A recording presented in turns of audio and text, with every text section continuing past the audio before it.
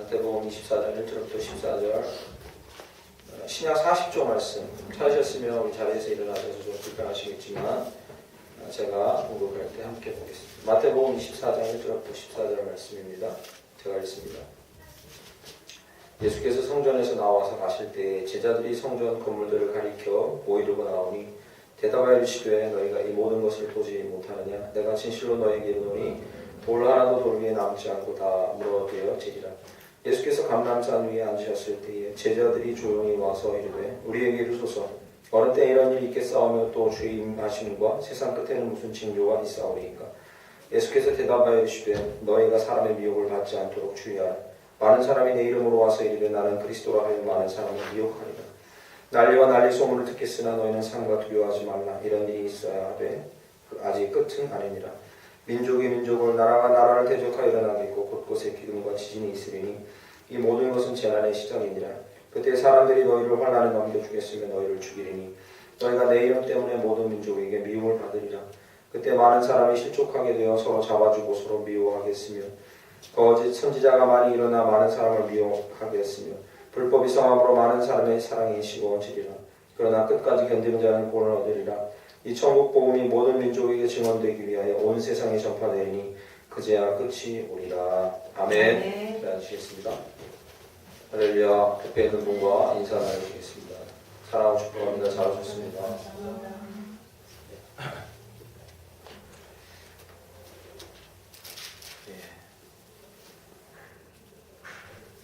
이 날씨가 갑자기 또 더워졌다가 추워졌다가 아침에 서늘했다 낮에 덥고 이렇습니다. 건강 조심하시기 바랍니다.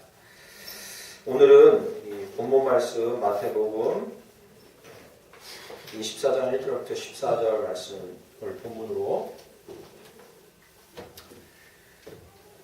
그날이 가까움을 볼수록 제목으로 하나님의 말씀 증거합니다. 오늘 본문 말씀의 내용 전체는 제자들이 예수님께 질문한 24장 3절 말씀 이 질문으로부터 시작된 것입니다. 24장 3절 끝에 보시면 세상 끝에는 무슨 징조가 있사오리이까? 이 질문으로부터 시작된 본문입니다. 왜 이 질문을 제자들이 예수님께 했냐? 그 상황을 보셔야 되는데 1절 2절 보시면 예수께서 성전에 나와서 가실 때에 제자들이 성전 건물들을 가리켜 보이려고 나오니 장면이요. 예루살렘 성전이 잘 보이는 곳에서 제자들이 예수님께 예루살렘 성전 정말 아름답지 않습니까? 밀령도 대단하고 하면서 이렇게 자기들이 지은 건 아니지만 그래도 으쓱한 마음에 대단하지 않아요? 이렇게 얘기하는 것부터 시작됩니다. 2절에 예수님이 뭐라고 대답하시냐면 너희가 이 모든 것을 보지 못하느냐? 내가 진실로 너희에게 이르노니 돌 하나도 돌 위에 남지 않고 다 무너뜨려지리라. 이렇게. 예수님의 대답이 좀 의외였어요.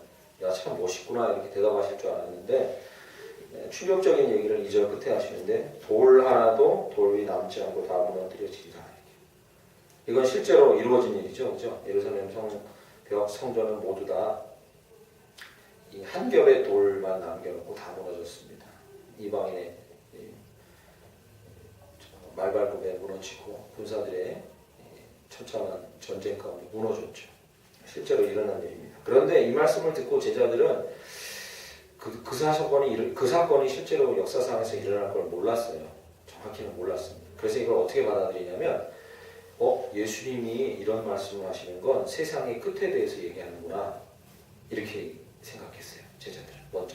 그래서 예수님이 심판으로 다시 오시는 걸 얘기하나 예수님께서 자기 왕국 메시아 왕국을 세울 때 이 모든 것들을 깨끗하게 정리하고 다시 그 왕국을 건설하는 것에 대해서 얘기하고 계시는구나 라고 직감적으로 느꼈어요. 제자들이. 그래서 3절 말씀 보시죠. 예수께서 감람산에 앉으셨을 때 제자들이 조용히 와서 묻는 거예요. 뭐에 대해서요? 세상 끝에 대해서. 예수님의 2절 말씀에 대답에서 촉발된 의문이 제자들에게 이 뭔가 느낌이 온 거예요. 예수님이 메시아 왕국을 세울 때가 됐고 이거 다 싹쓸어 버리고 뭔가 세우시겠구나.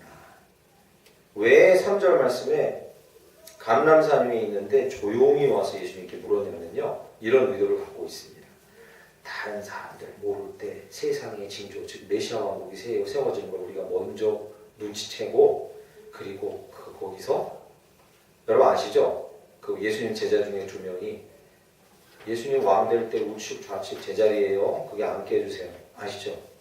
조용히 와서 징조를 먼저 알고 그 왕국의 실력자들이 되길 원한 거죠. 그래서 이렇게 물어본 거예요. 그래서 여기 징조, 세상 끝에 징조에 대해서 얘기한 거예요. 우리가 먼저 감지했으면 좋겠습니다. 예수님 다른 애들은 모를 때 이렇게 얘기한 거죠. 징조를 구하는 게 어때서요? 예수님도 이렇게 말씀하셨잖아요. 너희들 이 하늘이 붉을 때, 그 다음에 열매가 맺히고 꽃이 필 때 세상이 가까운 거 알아라. 왜 깨닫지 못하느냐. 예수님 이 말씀하셨죠. 징조를 분별하라고 말씀하셨어요. 그러니까 이렇게 묻는 게 뭐가 잘못된 겁니까? 그죠? 제자들이 종말에 대해서 징조를 구하고 종말을 준비하는 이 태도에 대해서 여러분은 어떻게 생각하십니까? 네. 예수님도 징조를, 세상의 때를 보고 징조를 분별하라 했어요. 제자들이 잘못하고 있는 것입니까? 오늘 본문 말씀을 통해서 저희가 종말의 때를 어떻게 준비해야 될까에 대해서 이 혼란스럽다고 하는 시대에 잠시 말씀 나누기를 원합니다. 그 제목은 히브리서에서 가져온 건데 그날이 가까움을 볼수록 아시죠? 히브리서 말씀, 유명한 말씀입니다. 이 그날은 무엇이냐면 종말을 얘기하는 거죠. 종말을 어떻게 준비하는가?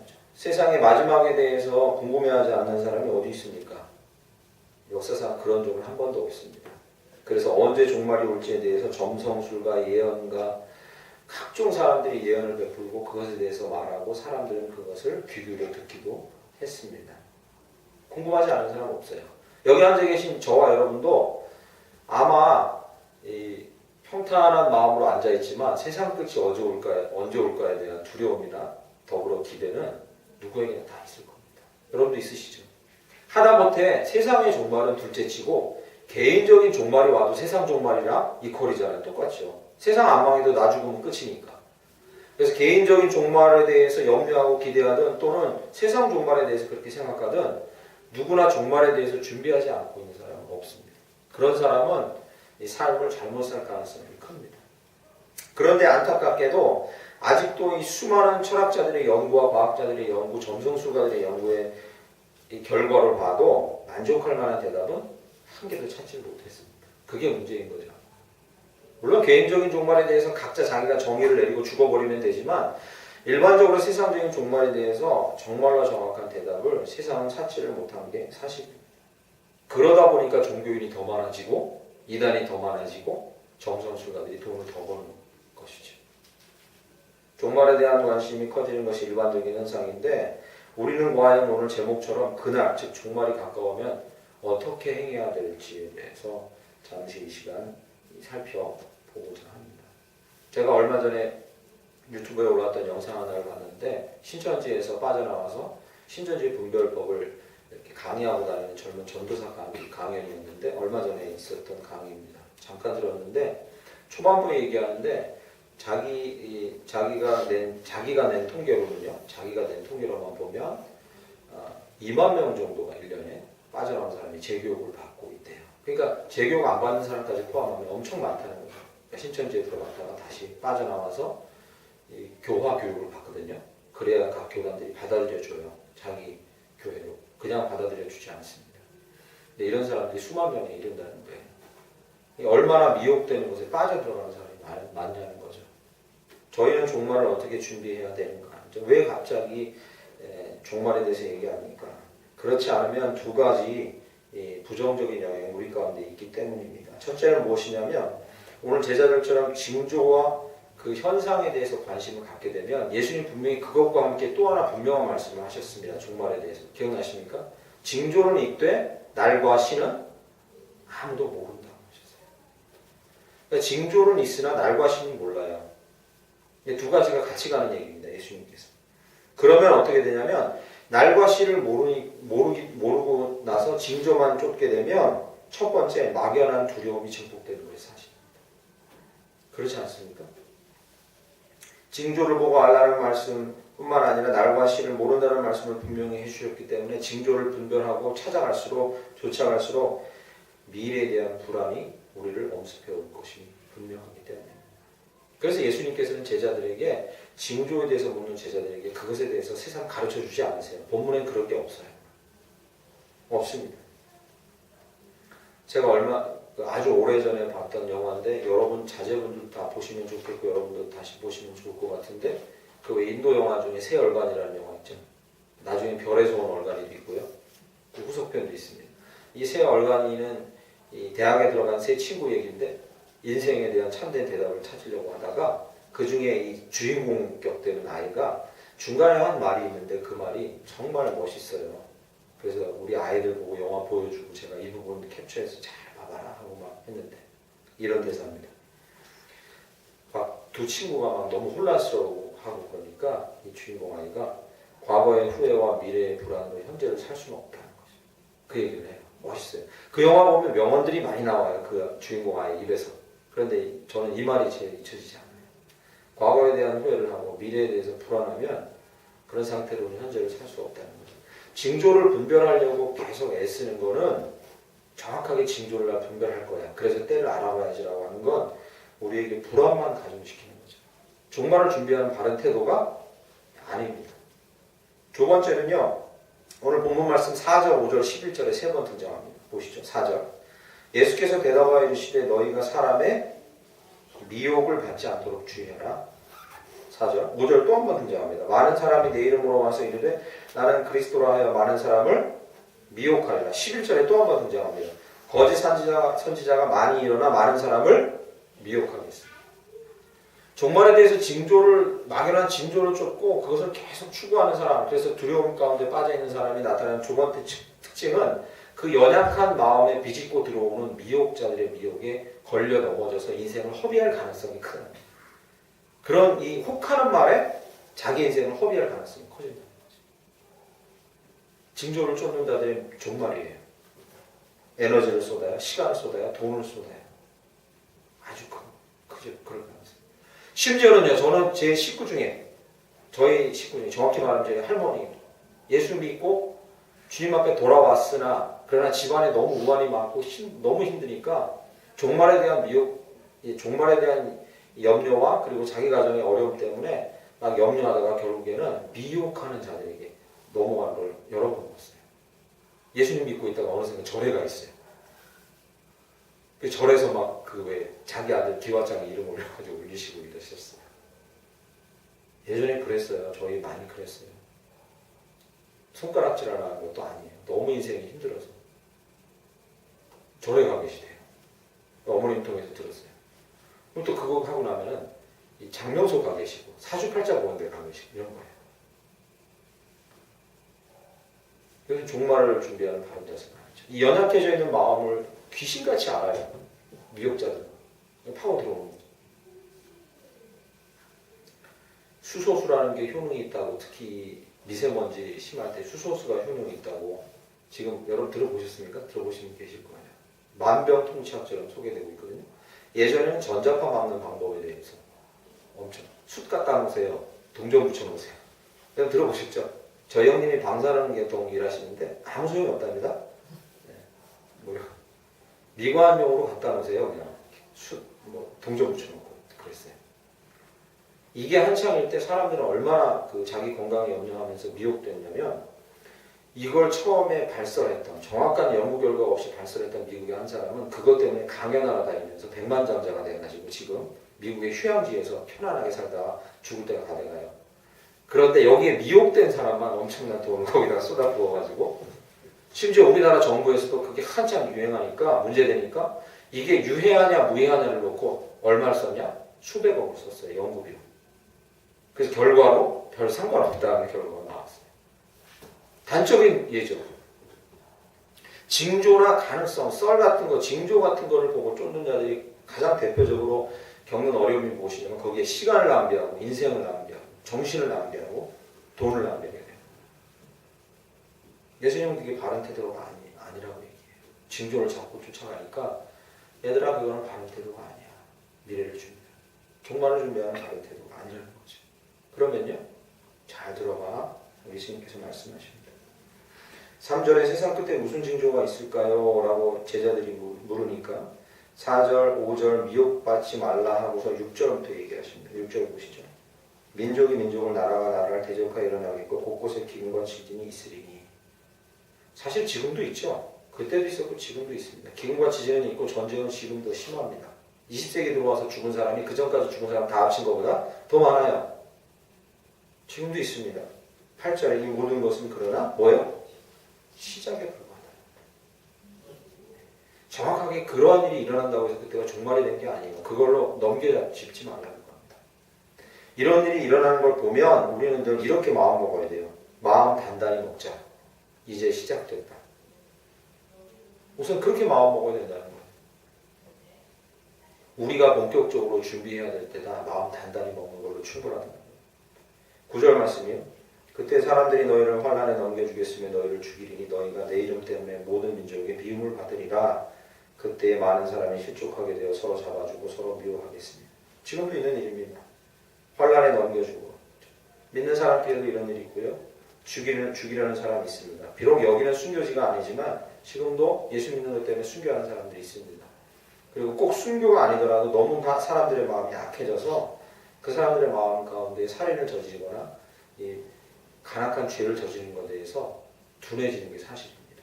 현상이 있는 현상입니다. 10절 말씀이요. 많은 사람이 실족하게 된다는 건 믿음을 잃어버리게 된다는 겁니다. 서로 잡아주고 서로 미워하겠습니다. 같은 종교 공동체 안에도 배신과 배역 행위가 끊이지 않는다는 얘기입니다. 적나라한 얘기죠. 지금도 있는 얘기입니다. 12절 말씀 보시면 불법이 성함으로 이렇게 얘기합니다. 더 드디어 윤리적이고 도덕적인 기본 상식이나 윤리가 무너지는 시대가 될 것이다. 정확히 옛날에 일어나는 일이 아니라 지금이죠. 예수님께서 말씀하신 이 모든 일들을 놓고 제자들은요, 이게 징조구나라고 얘기해요. 그러면 그때 징조였으면 그때 종말이 일어났을 텐데 그 징조가 2000년 후에까지 지금 계속 징조예요. 징조를 가지고 때를 분별해서 그걸로 종말을 준비하겠다는 거, 징조에 집중하는 건 중요하지 않다는 겁니다. 오늘 본문 말씀만 봐도 이건 별 중요하지 않아요. 예수님께서 주목하신 부분은 12절, 13절, 14절 이 세 구절입니다. 사람이 많이 죽어요. 전쟁이 일어나요. 기근이 나요. 공동체 안에서 배신이 일어나요. 윤리 도덕이 이렇게 무너져요. 너무 놀라지 마세요. 늘 그래왔어요. 라는 거죠. 종말에 그래서 끝이 다 됐다고 사람들한테 불안을 주는 것은 좋은 종교가 아닙니다. 너무 두려워하지 마세요. 예전에도 그랬고 지금도 그래요. 거기엔 집중할 일이 아닙니다. 오히려 예수님이 세 가지를 짚으시는데 12절 끝에요.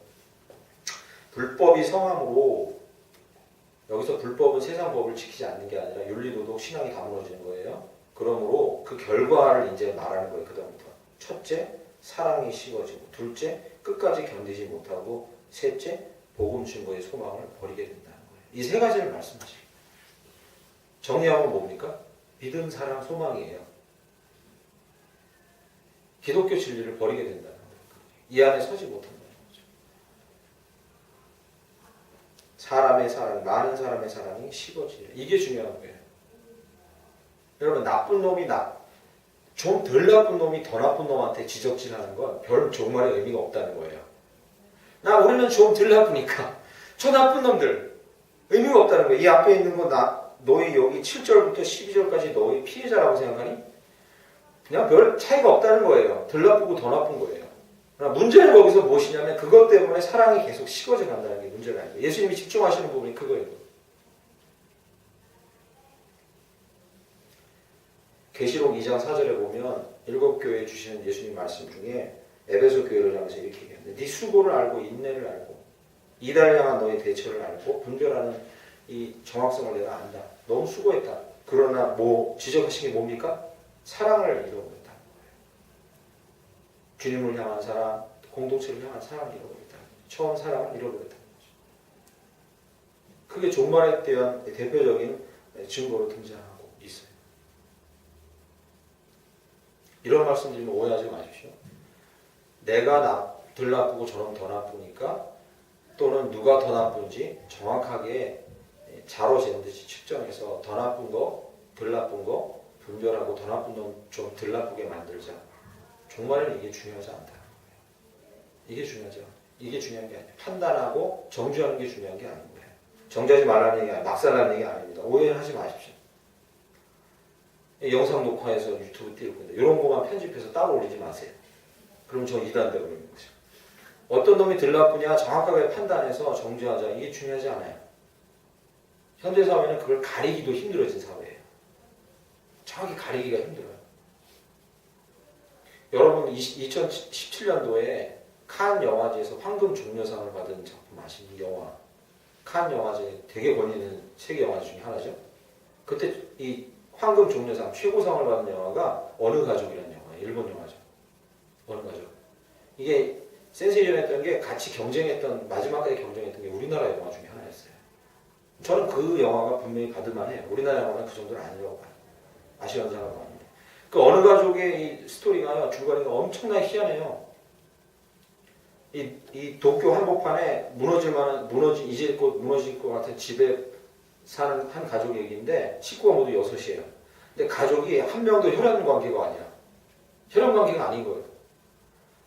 제일 대방에 여자 노인분이 있는데 그분의 연금을 노리고 5명이 달라붙어 사는 거예요. 거짓 가족이죠. 근데 그 노인은 왜 자기 연금을 노리고 와서 사는 줄 알면서도 왜 그들을 품어줬냐? 왜요? 외로우니까. 그래서 마지막에 이 노인네가 자면서 죽는데 죽기 직전에 해수욕장에 같이 놀러 와서 그 영화는 보면요. 진짜 겉으로 그냥 하는 얘기는 진짜 자막이 나오지만 속으로 진짜 하는 진심의 얘기는 자막 처리를 이렇게 가로로 쳐서 해요. 가로 처리를 해요. 진짜 얘기만.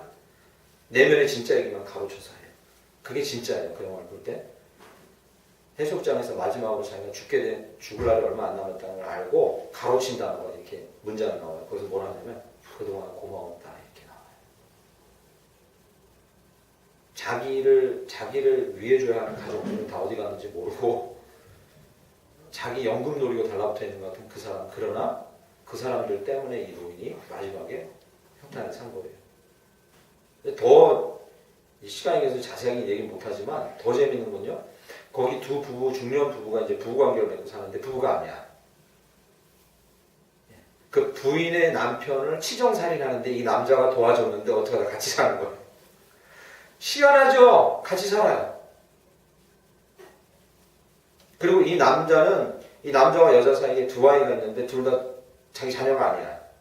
남자아이는 이 도심에서 차 안에 버려진 아이를 거두어서 키운 남자아이고 여자아이도 역시 그 판자집 같은 집 근처의 아파트에서 학대당하던 여자아이가 도망쳐 나와 이 개를 끌어내서 자기 식구를 만든 여자아이예요.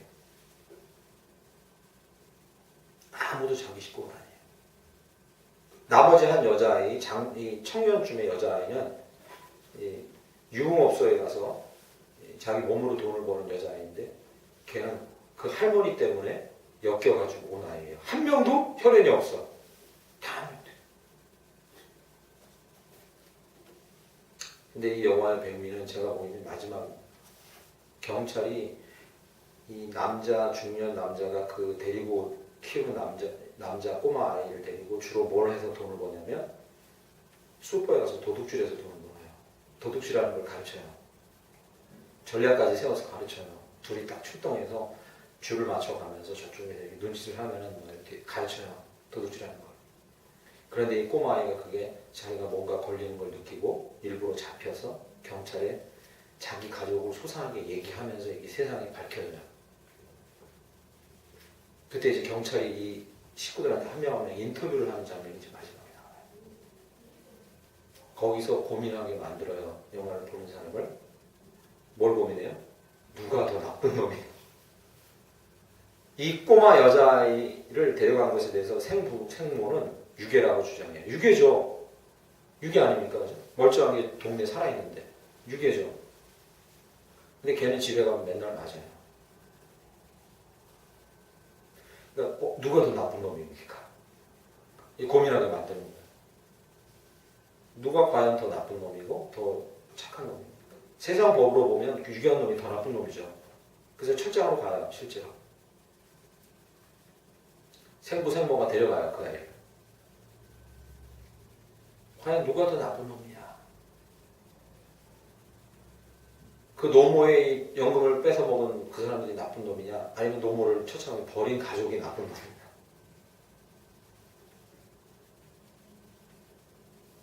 이 영화도 그 안에 뭘 품고 있냐면 오늘 본문 말씀 예수님이 계속 해주시려는 말씀이 뭐냐면요. 누가 더 나쁜 놈이냐? 누가 과연 전쟁을 일으킨 놈이 나쁜 놈이냐? 배신한 놈 나쁜 놈이냐?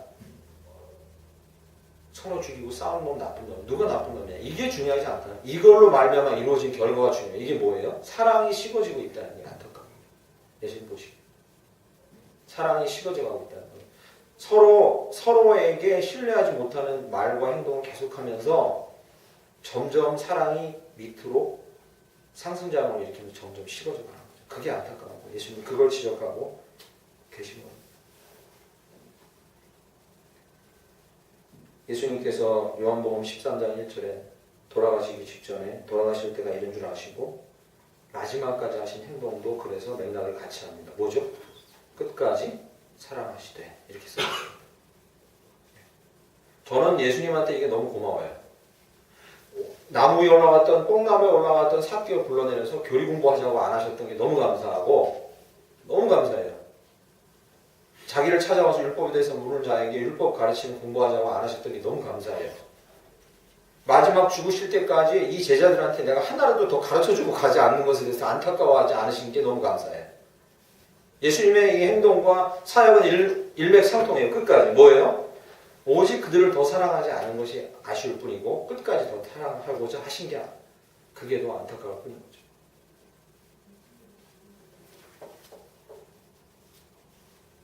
그래서 저도 잘하지 못하지만 감히 우리 더 충만한 교회 공동체 안에는 누가 더 잘했냐 잘못했냐를 따지는 것이 우선이 아니라 물론 바로 잡아주는 것도 너무 좋습니다. 그건 기본적으로 해야 될 일이지만 우리의 마음에 사랑이 식어지지 않는 것에 대해서 우리가 더 집중해야 좀 믿습니다.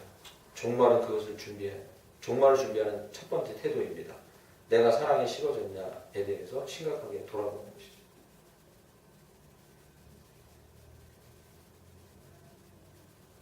그리고 분명한 것은 그 사랑은 말로만 진행될 수가 없다는 것. 이게 정말로 중요한 포인트죠. 주중에 손대접이라는 책을 읽고 이제 독감을 SNS에 올려놨는데 크리스틴 폴이라는 이 사회윤리 신학자가 쓴 건데 사회윤리 신학자뿐만 아니라 전 세계에 있는 모든 공동체, 손대접 공동체에서 실제로 사역을 한 내용을 쓴 건데 한 문장이 저는 되게 마음에 듭니다. 인정하고 존중해주는 건 추상적인 주장이나 헌신만으로 절대 이루어질 수 없습니다. 이렇게. 누구를 사랑하는 것도 마찬가지인 거죠. 말을 하든 편지를 쓰든 또는 섬기든 행동으로만 가능하다는 거죠. 그래서 데살로니가전서 1장 3절은 사랑이라는 말의 뒤에 이걸 붙여놓습니다. 기억나십니까? 사랑의 수고. 기억나시죠? 네. 그리고 믿음의 역사, 소망의 인내 이렇게 붙이는 거죠. 데살로니가전서는 그렇게 얘기합니다. 사랑의 수고가 따라오는 거죠. 행동이 따라오는 거죠. 사랑이 식었는지 점검하고 사랑의 수고를 우리가 행함으로 종말을 준비하는 저와 여러분들에게 간절히 축원합니다. 이게 우리가 종말을 준비하는 태도입니다. 두 번째 13절 말씀을 보시면 끝까지 견디는 자는 구원을 얻으리라 이렇게 얘기합니다. 끝까지 견딘다 하니까 이것이 이 참을성 좋거나 착한 일을 해서 끝까지 나 교회에서 떨어지지 않도록 해야지 이렇게 자꾸 받아들이는 경향이 많아요. 나는 교회에서 떨어지지 않아야지. 목사님한테도 예쁨 받고 하나님한테도 예쁨 받아야지. 그래서 끝까지 견디. 아니면은 옆에서 누가 불에 달군 쇠철상으로 나를 이렇게 막 찌를 건데 종말에 나를 이렇게 막 이 쇠 같은 걸로 나를 찌를 텐데 그때 끝까지 견뎌야지. 저는 어릴 때 그렇게 생각했어요. 그래서 끝까지 견디는 자는 구원을 얻으리라. 아 종말에 나쁜 놈들이 와서 나를 믿을래?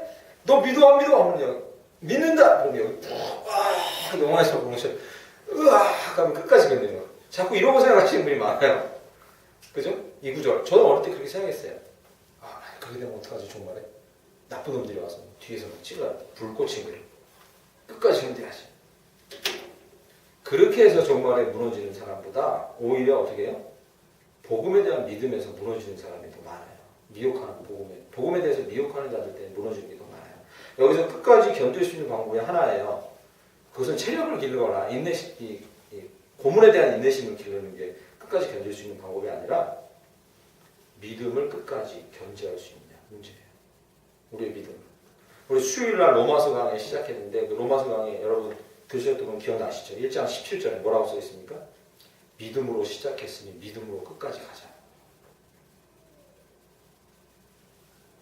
오직 의인은 믿음으로만 살 거야. 믿음으로 끝까지 가자. 그러니까 끝까지 뭘로 견뎌요? 믿음을 끝까지 지키는 거 얘기하는 거예요. 우리의 믿음을 어떻게 순간순간 새롭게 하느냐에 대한 이야기예요. 그리고 로마서 1장 16절은 이렇게 얘기합니다. 이 복음은 모든 믿는 자에게 구원을 주시고 제 말을 여기다 집어넣겠습니다. 그것을 지키게 하는 하나님의 능력입니다. 그러니까 우리가 복음을 고백하고 우리 입으로 찬양하고 우리가 감사하고 그래서 끊임없이 선포함으로 끝까지 견딜 수 있는 거예요. 그 방법밖에 없는 거예요. 끝까지 견디려면.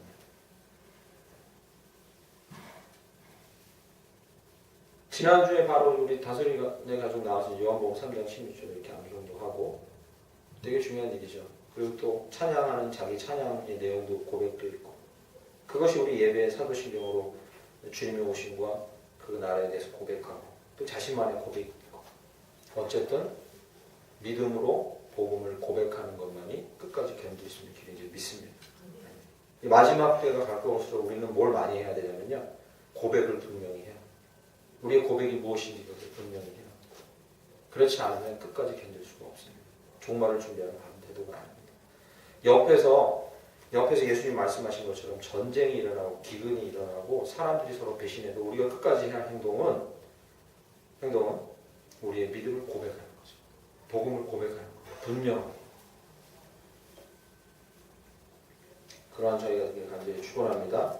14절에 이제 소망을 얘기합니다. 마지막입니다. 이 천국 복음이 모든 민족에게 증언되기 위하여 온 세상에 전파되리니 그제야 끝이 오리라. 할렐루야. 소망을 가져야 합니다. 이건 소망과 관련된 거예요. 여기 소망이라는 단어 안 나오는데 오히려 이 말씀을 읽고 열심히 전도하자 이렇게 나와야 되는 거 아니에요? 물론 그 말도 맞습니다. 이 세 가지 중에요. 종말이 가까이 다가오는 것 세 가지 중에요. 우리가 자의적으로 종말이 가까운 걸 도울 수 있는 유일한 거예요. 이게 뭐죠? 복음이 끝까지 전파되면 종말이 온대잖아요. 그죠? 열심히 전도하시면 돼요. 그죠? 그렇게 볼 수도 있어요. 이 부분을. 그러면 생업도 다 포기하고 전도만 열심히 하면 세상이 빨리 끝이 와요. 그렇게 볼 수도 있어요. 그러나 오늘 본문 말씀에서요. 이 14절의 본문 말씀에서 이것은 전도 열심히 하자라고 볼 수 있지만 또 하나 저희에게 적용할 수 있는 게 무엇이냐면 종말에 대한 소망을 잃지 말고 그것이 곧 이루어질 것을 믿고 지금 행하자. 이 말이랑 상통해요. 보시면요. 그제야 끝이 오리라 했을 때요. 천국 복음이 모든 민족에게 증언되기 위하여 온 세상에 전파되리니 했을 때 여기서 이 사람들이 이 본문 말씀을 읽고 의미했던 온 세상이 어디입니까? 스페인까지예요. 이 말씀이 있었을 때 이 사람들은 스페인이 끝이었어요. 그럼 끝이 거의 다 왔어요. 왜? 사도 바울이 이제 스페인 곧 가거든요. 끝이 거의 다 왔어요. 그러니까 이 말씀을 탁 던져주신 이유는 뭐냐면 예수님께서 소망을 가져라. 얼마 남지 않았다. 소망을 갖고 네가 있는 곳에서 충성을 다하라. 이렇게 얘기하는 거예요. 진짜 얼마 남지 않았다. 소망을 버리지 말아라. 그래서 데살로니가전서 1장 3절에는 소망의 인내라고 말해요. 소망이 조금만 더 참게 해주는 거예요. 오늘 하루를 버틸 수 있게 해주는 거예요. 얼마 남지 않았어요. 진짜.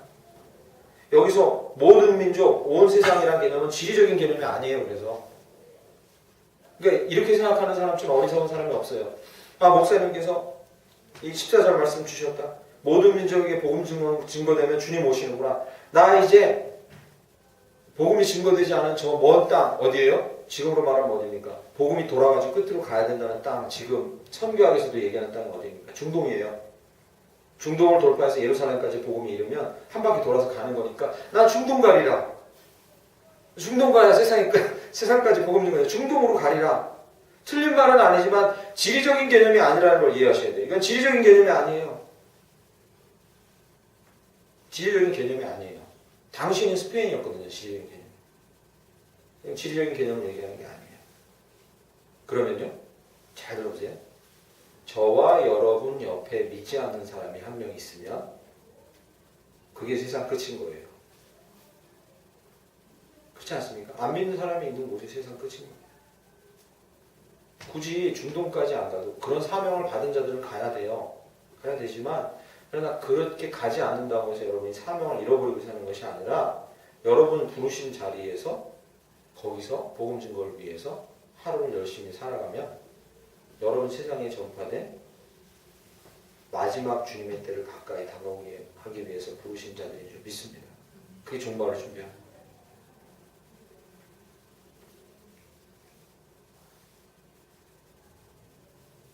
말씀을 믿겠습니다.